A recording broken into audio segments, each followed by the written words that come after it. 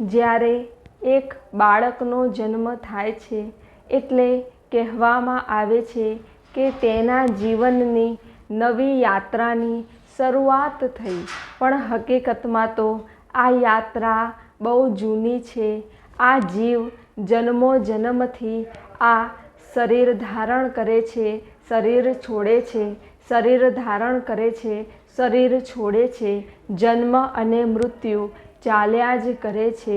હકીકતમાં તો આ કંઈ બાળકનું પહેલું જીવન હોતું નથી, પણ પૂર્વજન્મોના તેના સંસ્કારો, તેની આદતો, પૂર્વજન્મોના તેના કર્મોના આધારે જ તેને ફરી આ જીવન મળ્યું હોય છે.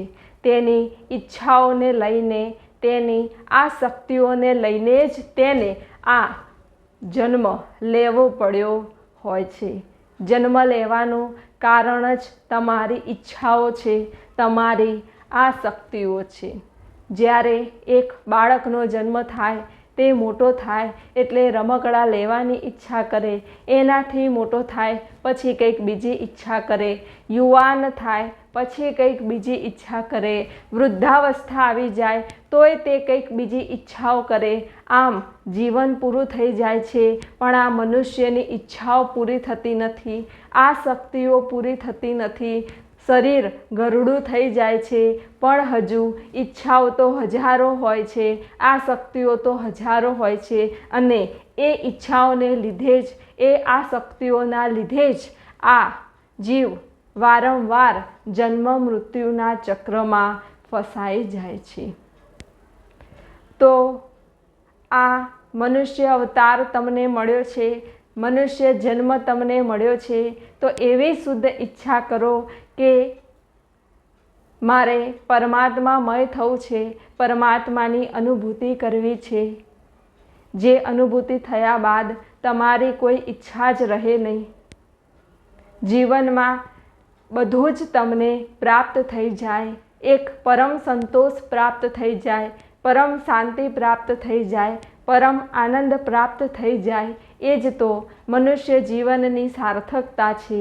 જો તમે જીવન જીવ્યા અને 50 વર્ષ પછી, એવું નથી કહેતી કે શરૂઆતથી જ તમારી કોઈ ઈચ્છા ન હોય, કોઈ આસક્તિ ન હોય, પણ 50 વર્ષ પછી પણ એક સમય એવો આવવો જોઈએ જ્યારે તમને હૃદયમાં એમ થાય કે હવે મારે જે જોવાનું હતું એ જોઈ લીધું, જે સાંભળવાનું હતું એ સાંભળી લીધું, જે બોલવાનું હતું એ બોલી લીધું, જે પણ જાણવાનું હતું એ જાણી લીધું. હવે મારે જોવાની કોઈ ઈચ્છા નથી, સાંભળવાની કોઈ ઈચ્છા નથી, ખાવાની કોઈ ઈચ્છા નથી, કશું મારે પ્રાપ્ત કરવું નથી, કશું મારે જોઈતું નથી. બસ હવે મને મારા જીવનથી સંતોષ છે, હું તૃપ્ત છું, મને આનંદ છે, મને ખુશી છે. હવે મને બધું જ મળી ગયું, મને પરમાત્મા મળી ગયા, મને બધું જ મળી ગયું. હવે જીવનમાં કંઈ પણ મેળવવાનું બાકી રહ્યું જ નથી, તો પણ જીવું છું. સર્વના કલ્યાણ અર્થે જીવું છું, સર્વની પ્રગતિ માટે જીવું છું, સર્વને જ્ઞાન આપવા માટે જીવું છું, સર્વને માર્ગ બતાવવા માટે જીવું છું. બસ એ જ કારણ છે. બાકી હું તૈયાર જ છું. જ્યારે પણ બ્રહ્મલોકમાં જવું હોય ત્યારે હું તૈયાર જ છું. જો આવી સ્થિતિ તમારા જીવનમાં આવી જાય તો સમજી લેજો કે તમારો આ મનુષ્ય જન્મ સાર્થક થઈ ગયો. નહીં તો આ મનુષ્ય મરણ પથારીએ પડ્યો હોય તો પણ તેના મનમાં એમ થતું હોય કે હજુ આ બાકી રહી ગયું, હજુ પેલી બાકી રહી ગયું, હજુ મારું આ કર્તવ્ય બાકી રહી ગયું, હજુ મારે પેલું કર્તવ્ય બાકી રહી ગયું. એક દાદા હતા, એમની ઉંમર થઈ ગઈ હતી, પણ હૃદયમાં બહુ ઈચ્છાઓ, બહુ આસક્તિઓ. મરવા પડ્યા હતા, મરણ પથારીએ સૂતા હતા. એ શ્વાસ બસ જવું હતો એટલે આમ જોયું તો એમની પત્નીએ કીધું કે આ જુઓ, તમારા 4 દીકરા અહીંયા જ ઊભા છે, આ 3 વહુઓ તમારે અહીંયા જ ઊભી છે. દાદાએ કીધું મારી ચોથી વહુ ક્યાં ગઈ? કે એ કામ કરે છે, આવે છે, કે બોલાવો એને બોલાવી. પછી એમની પત્નીએ ત્યાં હતી. તો પછી દાદા કે રસોડામાં દૂધ પડ્યું છે, કે જાઓ ત્યાં કોક કે બિલાડી દૂધ ઢોળી ના જાય, નહીં તો કે દૂધ બગડી જશે. હજુ મરવા પડ્યા છે ને જીવ તો દૂધમાં છે કે દૂધ બગડી ન જાય. પેલા 4 છોકરાઓ એમની પાસે ઊભા છે તો કહે છે કે ખેતરે જાઓ, ખેતરનું કામ કરો, જાઓ કે અહીંયાથી, નહીં તો ખેતરમાં આમ થઈ જશે, તેમ થઈ જશે, ઢોર આવી જશે, પાક બગડી જશે, જાઓ. મરણ પથારીએ પડ્યા છે તોય હજુ દૂધની ચિંતા છે, હજુ ખેતરની ચિંતા છે. અરે દૂધ બગડે તો બગડે, પણ તારું જીવન બગડી ગયું એનું શું? મૃત્યુ છે સામે તોય હજુ શાંતિ નથી, તોય હજુ જપ નથી, તોય હજુ સંતોષ નથી. તો આ કઈ જીવન કહેવાય? આ તો પશુ જેવું જીવન કહેવાય. જો જીવનમાં તમારે સંતોષ જ નથી, શાંતિ જ નથી, આનંદ જ નથી, તો એ જીવન ના કહેવાય, એ તો પશુ સમાન જીવન કહેવાય. સાચું જીવન કોને કહેવાય? કે હૃદયમાં સંતોષ છે, તૃપ્તિ છે, શાંતિ છે, એને સાચું જીવન કહેવાય. હવે આ સાચું જીવન તમને ક્યારે મળે? સાચું જીવન નો અનુભવ તમને ક્યારે થાય? જ્યારે તમારા જીવનમાં કોઈ જીવંત સદગુરુનું આગમન થાય ને, ત્યારે તમને ખબર પડે કે જીવન કોને કહેવાય, મૃત્યુ કોને કહેવાય, શુદ્ધ પ્રેમ કોને કહેવાય, શુદ્ધ ભાવ કોને કહેવાય. એ તમને ત્યારે ખબર પડે જ્યારે તમારા જીવનમાં નિસ્વાર્થ, નિષ્કપટ, નિષ્કલંક, સિદ્ધ એવા સદગુરુનું આગમન થાય. સદગુરુ એ શુદ્ધ બુદ્ધ અને ચૈતન્ય સ્વરૂપ છે. સદગુરુની પાસે જ્ઞાનનો ખજાનો છે, ભક્તિનો ખજાનો છે, શુદ્ધ પ્રેમનો ખજાનો છે. એ ખજાનો આપણે પ્રાપ્ત કરવાનો છે. સદગુરુ પાસે બહુ અમૂલ્ય ખજાનો છે. એટલે સદગુરુ પાસે જઈને તુચ્છ વસ્તુઓની માંગણી જો તમે કરો તો તમારા જેવું મૂર્ખ આ જગતમાં બીજું કોઈ ના કહેવાય. કેમ કે જેની પાસે દરિયો છે એની પાસે તમે જઈને એક બૂંદ માગો તો એ મૂર્ખતા જ કહેવાય ને. તમારે આખો દરિયો જ માગી લેવાનો. જો દરિયો મળી જાય તો બધું મળી જાય. તમે એમ કહો મારે એક મોતી જોઈએ, કોઈ એમ કે મારે એક છીપલું જોઈએ, કોઈક એમ કે મારે એક હીરો જોઈએ, પણ હું એમ કહું કે મારે તો આખો દરિયો જ જોઈએ, તો મને છીપે મળી જાય, મોતી મળી જાય, હીરાય મળી જાય ને માણેકે મળી જાય. તો આપણે તો દરિયો લેવાનો છે, પરમાત્મામય થવાનું છે. પણ એ ક્યારે થવાય? જ્યારે સદગુરુ ચરણમાં જઈને, સદગુરુ સાનિધ્યમાં જઈને આપણી કંઈ પણ માંગણી ના હોય, સદગુરુ પ્રત્યે આપણો એકદમ નિસ્વાર્થ પ્રેમ હોય. મારે કંઈ જ જોઈતું નથી, સાંસારિક વસ્તુઓ નહીં, પદાર્થો નહીં, ધન નહીં, પૈસા નહીં, કશું જ માન નહીં, કશું જ જોઈતું નથી. બસ સદગુરુનું સાનિધ્ય મળ્યું, બધું જ મળી ગયું. જો આવો ભાવ શિષ્યના હૃદયમાં હોય તો શિષ્યનું હૃદય ધીરે ધીરે શુદ્ધ થાય છે અને તેના હૃદયમાં પરમ તત્વ ચૈતન્ય વહેવા લાગે છે. તેનું હૃદય શુદ્ધ થઈ જાય છે. જ્યારે સદગુરુ પ્રત્યે તેના હૃદયમાં શુદ્ધ પ્રેમ હોય, શુદ્ધ ભાવ હોય. જ્યારે આ શુદ્ધ પ્રેમ પ્રગટ થાય ત્યારે શિષ્યના હૃદયમાં ભક્તિ પ્રગટ થાય છે. ત્યારે શિષ્યનો ભક્તિ યોગ થાય છે. એક રાણી હતા. એ રાણી રાજમહેલમાં રહેતા હતા. એ રાણીની સેવા કરવા માટે કેટલીય દાસીઓ હતી. બધી દાસીઓ આવે, રાણીની સેવા કરે, રાજમહેલમાં સાફસૂફ કરે અને પછી એ રાજમહેલની આજુબાજુમાં જ અમુક ઓરડા બનાવેલા હતા. તો ત્યાં જઈને એ બધી દાસીઓ રહે. પણ આ રાણીનો સ્વભાવ બહુ સરસ હતો.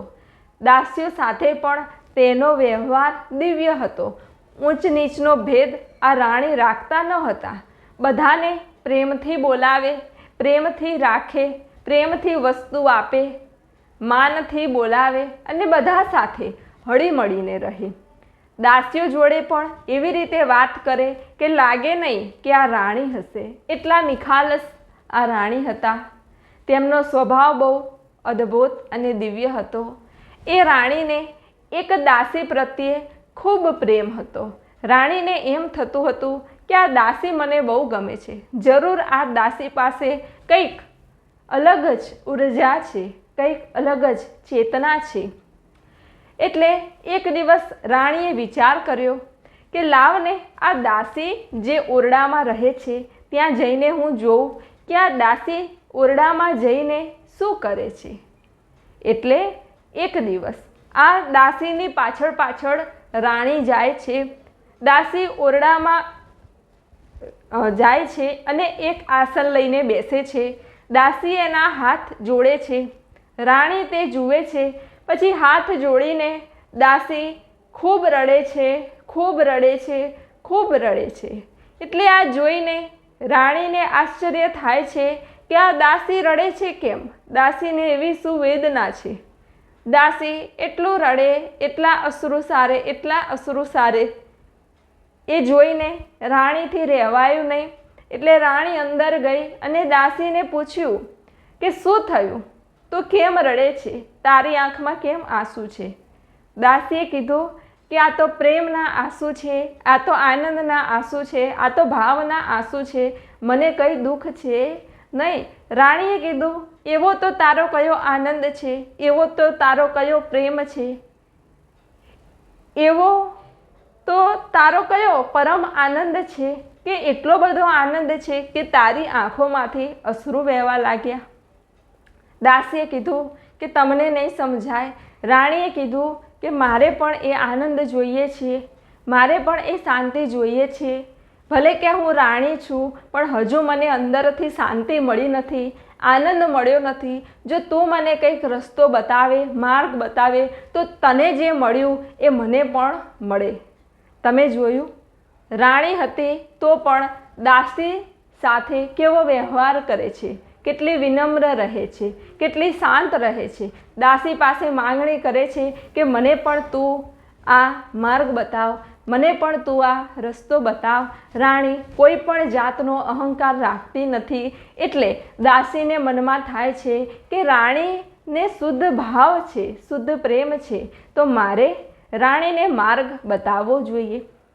દાસીએ કીધું કે જુઓ રાણી સાહેબા, હું પરમાત્માની ભક્તિ કરું છું, પરમાત્મા માટે અશ્રુ સારું છું.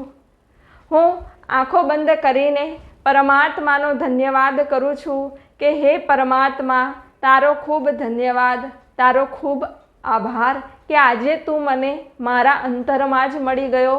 હે મારા પ્રભુ, હે મારા વાલા, તું મારી ભીતર જ છે, તું મારી પાસે જ છે. હે પ્રભુ, હું તો તને કેટલા જન્મો જન્માંતરથી ગોતતી હતી પણ તું મળતો જ ન હતો. પણ આજે જ્યારે મને જીવંત સદગુરુનું સાનિધ્ય મળ્યું, જીવંત સદગુરુ પાસેથી દીક્ષા મળી, મહામંત્ર મળ્યો, તો એ સાધના કરતાં કરતાં હું અંતરમાંથી શુદ્ધ થઈ અને મને તારી ઓળખાણ થઈ, મને તારા સ્વરૂપની ઓળખાણ થઈ. એટલે હે પરમાત્મા, મને સદા તારા ચરણોમાં રાખજે, તારી પાસે રાખજે. હું તો આવી પ્રાર્થના કરું છું, આવા કાલાવાલા કરું છું. બસ બીજું મને કંઈ આવડતું નથી. રાણીએ કીધું કે એમ. રાણી ગઈ એના મહેલમાં અને રાણી પણ બેઠા બેઠા પરમાત્માને યાદ કરવા લાગી કે હે પરમાત્મા, હે મારા વાલા, હે પ્રાણ પ્યારા, મને તારી અનુભૂતિ કરવી છે, મારે તારામય થવું છે. હે પરમાત્મા, જન્મો જન્મથી હું ભટકી ગઈ છું, મને હવે તારા શરણે લઈ લે. મારે શાંતિ જોઈએ, મારે આનંદ જોઈએ, મારે પ્રેમ જોઈએ. હે પરમાત્મા, મને તારી પાસે લઈ લે, મને તારી સાથે લઈ લે. હે પ્રભુ, મને તારા ચેતન દેશમાં લઈ જા. આવું કહીને રાણી પ્રાર્થના કરવા લાગી અને પ્રાર્થના કરતાં કરતાં રાણીનું અંતઃકરણ ચોખ્ખું થયું, શુદ્ધ થયું. રાણીની આંખોમાંથી અશ્રુ વહેવા લાગ્યા. તે ભક્તિમાં તરબોળ થઈ ગઈ, ભાવમાં તરબોળ થઈ ગઈ અને ભક્તિમાં ને ભાવમાં તરબોળ થતાં થતાં તેને ધ્યાન લાગી ગયું. નિર્વિચાર અવસ્થામાં તે પહોંચી ગઈ અને એક અલૌકિક આનંદ તેને પ્રાપ્ત થયો. રાણીએ લોક, લાજ, મર્યાદા બધું મૂકી દીધું અને પરમાત્માનું ભજન કરવા લાગી, પરમાત્માની ભક્તિ કરવા લાગી. પછી એક દિવસ દાસીએ કીધું કે આજે મારા સદગુરુ આ ગામમાં પધાર્યા છે તો હું સદગુરુના દર્શનાર્થે જઉં છું. રાણી રડવા લાગી, ખૂબ રડવા લાગી. દાસીએ કીધું, રાણી સાહેબા તમે કેમ રડો છો? રાણીએ કીધું કે મારા સદગુરુ આવ્યા છે, મારે સદગુરુ પાસે જવું છે, મને તું સદગુરુ પાસે લઈ જા. દાસીએ કીધું કે તમે રાણી છો, જો રાજાને ખબર પડી તો મારું શું થશે? તમે રાણી છો, તમારે ત્યાં ના અવાય. આટલો મોટો રાજમહેલ છે એ મૂકીને તમારે સાદા વસ્ત્રો પહેરીને કંઈ ત્યાં થોડું અવાય. રાણીએ કીધું કે હું સદગુરુ પાસે આવીશ જ, ભલે હું રાણી થઈને ના આવું, હું એમની શિષ્યા થઈને આવીશ. દાસીએ કીધું પણ તમને બધા ઓળખી જશે. રાણીએ કીધું કે મને એની કંઈ બીક નથી. રાણી સાહેબા તો એક ભજનથી, એક પ્રેમથી ચાલતા ચાલતા જાય છે. સદગુરુ સાનિધ્યમાં પહોંચી જાય છે, સદગુરુના ચરણે ઢળી જાય છે. રાણી સાહેબાની આંખોમાંથી અશ્રુઓની ધારા વહેવા લાગે છે.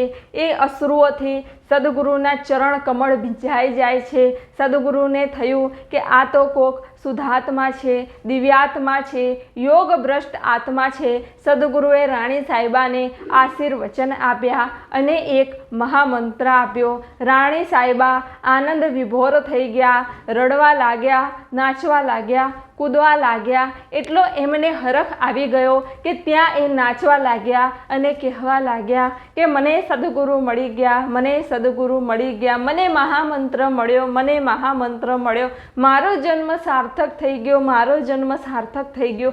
એમ કહીને નાચતા નાચતા, કૂદતા કૂદતા રાજમહેલમાં જાય છે. તો ત્યાં મંત્રીએ રાજાને પત્ર લખીને મોકલી દીધો કે તમારી રાણી તો સાધુઓના ત્યાં જાય છે અને ત્યાં જઈને નાચે છે. રાજાએ એ વાંચ્યું. રાજાને ખૂબ ક્રોધ આવ્યો. રાજાને થયું કે મારી રાણી અને સાધુડાના ત્યાં જાય. એમ કહીને રાજા ખૂબ ક્રોધે ભરાયો. રાજાએ ચિઠ્ઠી લખીને મોકલી કે રાણીને કહી દેજો કે રાજમહેલમાંથી બહાર જાય નહીં. રાણીને કહી દેજો કે રાજમહેલમાંથી બહાર જાય નહીં. જુઓ, જ્યારે તમે ભક્તિ માર્ગમાં હોય ત્યારે તમે ખૂબ ઉપર ચડતા હોય ને ત્યારે નકારાત્મક શક્તિઓ તમને નીચે પાડવાનો પ્રયત્ન કરે.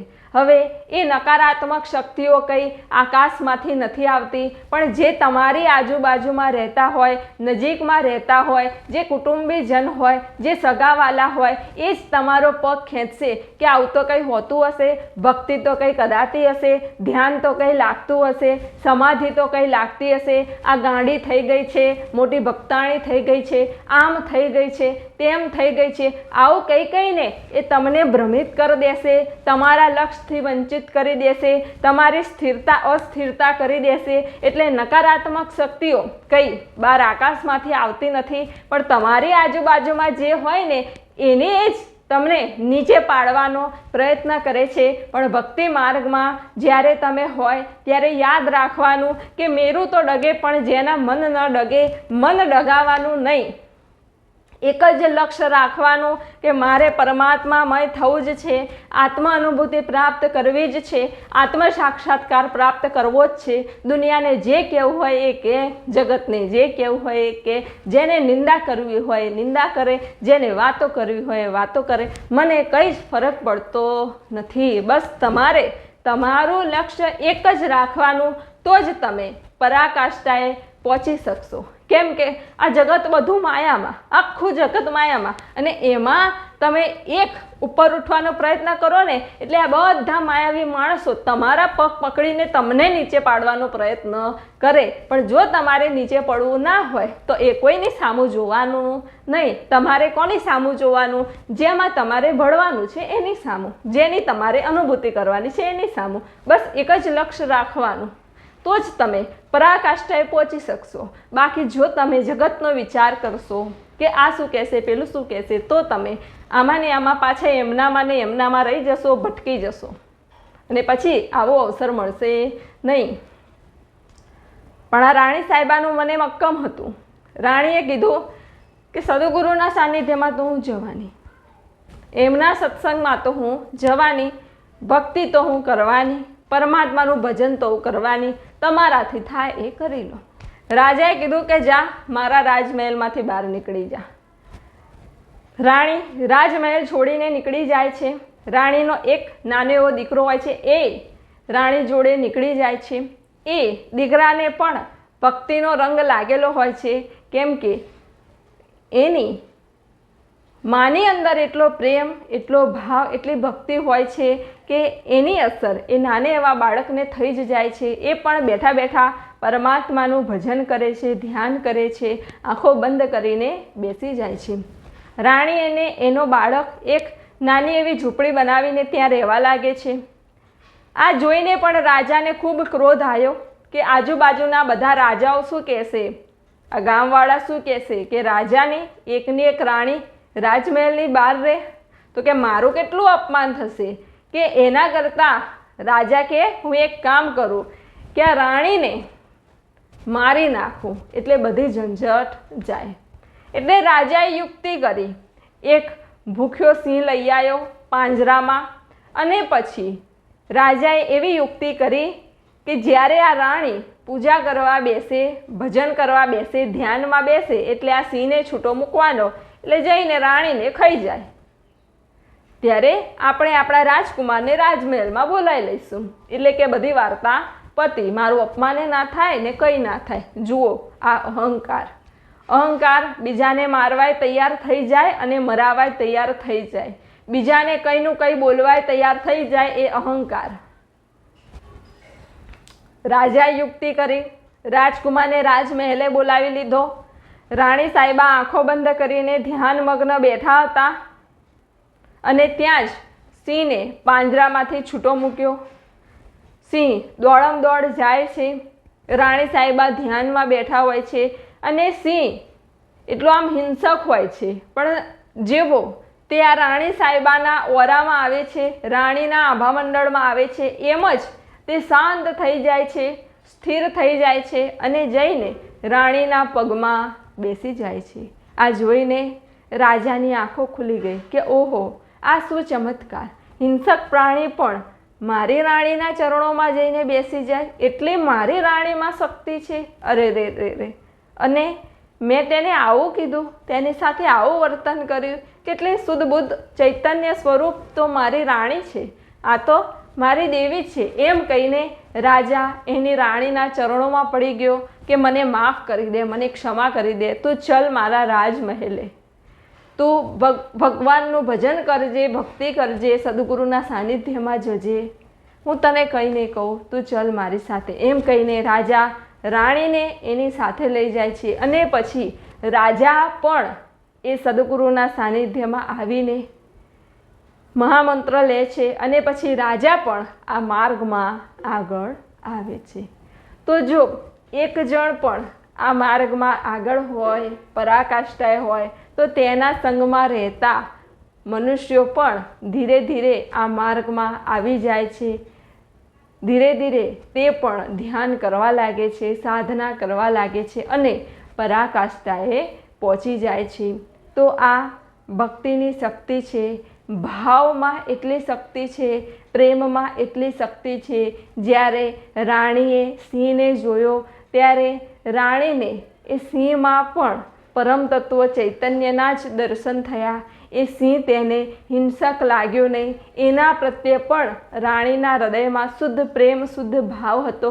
બસ તેને બધે એક જ સ્વરૂપ દેખાતું હતું. એટલે એ હિંસક પ્રાણી પણ ખૂબ પ્રેમથી, ભાવથી રાણીના ચરણોમાં બેસી જાય છે, નતમસ્તક થઈ જાય છે.